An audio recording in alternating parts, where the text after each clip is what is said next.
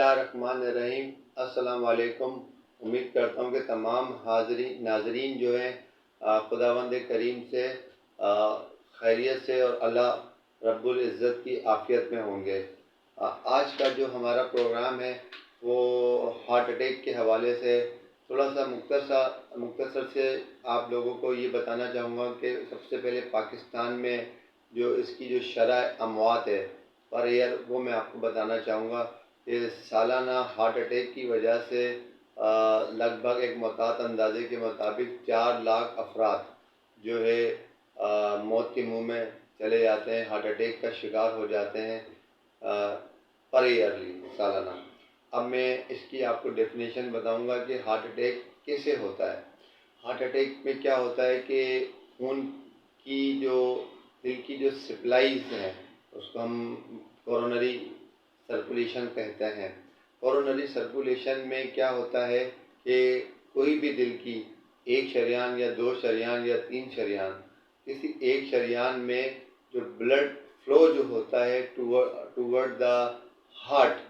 वो जो है कम हो जाता है और ब्लड जो कैरीज कर रहा होता है, अपने साथ ऑक्सीजन कर रहा होता है और उसकी भी मिकदार जो है वो कम हो जाती है, जो कि हार्ट के मसल्स के लिए, उसको सर्वाइव करने के लिए बहुत लाजमी है, जिसकी वजह से हार्ट के अंदर इस्कीमिया पैदा हो जाता है और जिसकी जो मेन वजह जो होती है वो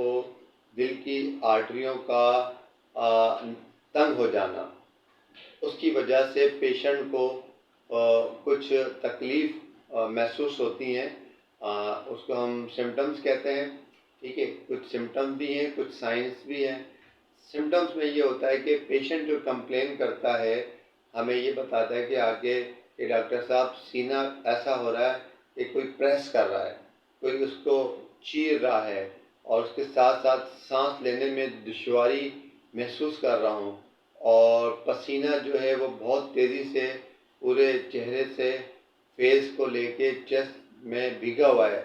और इसके साथ साथ जो टिपिकल जो क्लासिकल चेस्ट पेन होता है वो पेशेंट के लेफ़्ट आर्म को पूरा ये वाला हिस्सा पूरा इफ़ेक्ट करता है, लोब तक, जा तक, और ये शोल्डर, ये चेस्ट, ये तो क्लासिकल अलामात होती हैं चेस्ट पेन की, हार्ट अटैक की। अच्छा, बाद जो है और इसका जो दौरानिया जो होता है वो लेस देन 30 मिनट पे मुश्तमिल होता है। इसको हम मेडिकल लुगत में स्टेबल एंजाइना भी कहते हैं। ठीक है, बसा औकात 20 मिनट का भी होता है, 10 मिनट का भी होता है, डिपेंड करता है कि खून की शरियानों में कितनी फ़ीसद तंगी पैदा हो चुकी है। अच्छा, उसके साथ में जो है पेशेंट जो है उसके साइंस में अगर हम पेशेंट को देखेंगे तो वो फटीग नज़र आ रहा होता है, इवन ये कि पेशेंट फेंट हो जाता है एकदम। अच्छा, इसके साथ साथ जो है अब हम उसको फौरी तौर पे ऐसे पेशेंट को और उसको फौरी तौर पे तिब्बी इमदाद की ज़रूरत होती है और फौरी तिब्बी इमदाद के लिए उसे हम हॉस्पिटल, सेकेंडरी केयर या टर्शरी केयर हॉस्पिटल में उसको शिफ्ट करते हैं। ईसीजी करवाई जाती है सबसे पहले। अगर ईसीजी में कोई चेंजेस नहीं आ रही है तो ट्रोप आई का एक हार्मोन होता है जो कि दिल में जब दिल के जो मसल्स के जो सेल होते हैं उनमें जब इंजरी होती है तो वो फ़ौरन ब्लड में आ जाते हैं। ट्रोप आई एंजाइम होता है तो उसको हम डिटेक्ट कर लेते हैं, उसका जो लेवल है वो बढ़ जाता है तो उससे भी तशख़ीस हो जाती है कि पेशेंट को जो है हार्ट अटैक हुआ है और उसको फौरी तौर पे फिर जो है पेशेंट को बिफोर टेस्ट उसे हम फौरी तौर पे एसीएस का प्रोटोकॉल दे देते हैं। एसीएस में जो है फौरी तौर पे जो मेडिसिन्स आती हैं उनके अंदर जो है फर्स्ट लाइन ट्रीटमेंट में जो है आईवी मेटोप्रोलोल भी दे देते हैं, साथ में सब लिंगुअल जो है ग्लाइसोट्राई नाइट्रेट भी दे देते हैं, उसका स्प्रे भी दे सकते हैं। 300 mg तक जो है एस्प्रिन सब लिंगुअल चबा के दे देते हैं, साथ में 300 to 600 तक क्लोपिडोग्रिल दे देते हैं ताकि पेशेंट की जो मरने की शरह है वो कम हो जाए और पेशेंट सेफ साइड पे चले जाए। और एज अ पेन किलर हम उससे मॉर्फिन का भी जो आईवी इंजेक्टेबल दे देते हैं, ताकि पेशेंट के अंदर जो पेन में वो सफ़र कर रहा है फौरी तौर पे पेन से उसको निजात हासिल हो सके। अच्छा, ये तो मैंने आपको मुख्तसर सा उसकी डेफिनेशन बताई, मैंने उसकी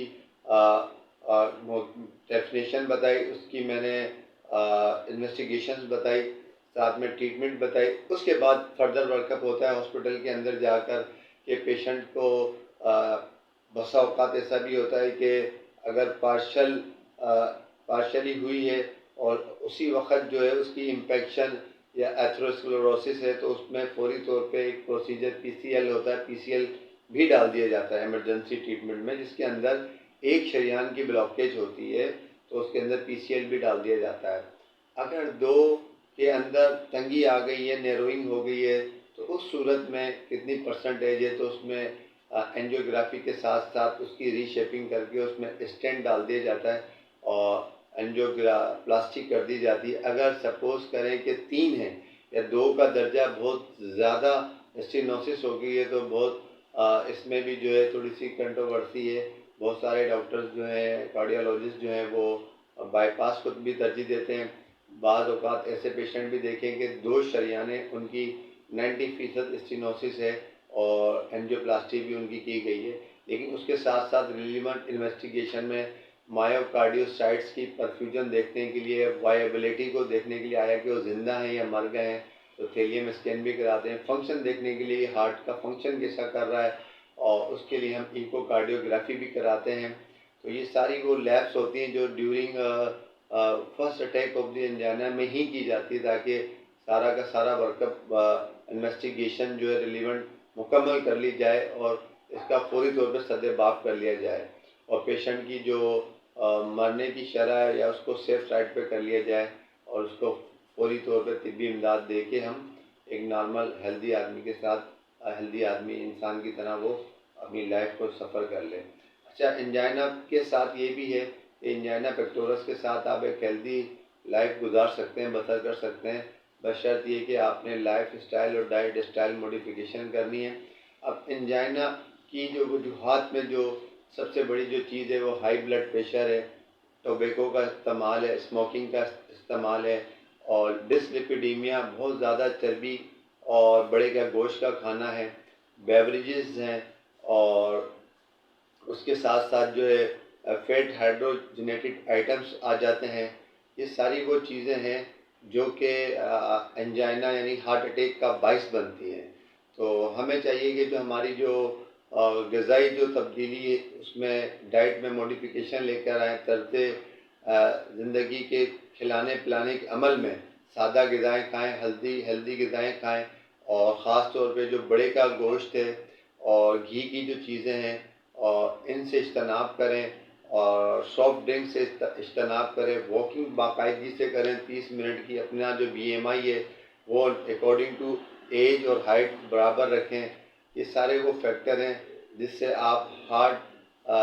के पेशेंट बनने से या हार्ट अटैक से अपने आप को बचा सकते हैं। तो